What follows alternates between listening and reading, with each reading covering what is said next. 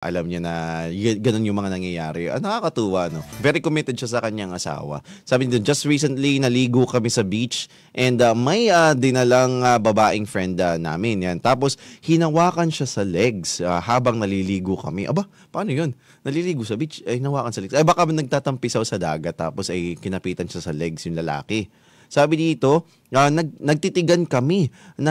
Iling-iling ako sa kanya. He was looking at my reaction. He didn't even look at the girl. Umahon kami at nag-usap. Try pa rin namin i-enjoy naman ang moment kasi marami kaming gastos at kasama.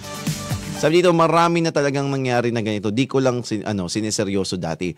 Bakit po kaya may mga ganong babae na walang respeto? Oy, di ko po masikmura. Kahit nasa tabi na ako, minsan naaawa din ako sa kanya kasi ayaw naming masira ang moments namin together. Oh my God. Grabe pala yung ating kwento for today. Talagang pogi problems ng kanyang asawa.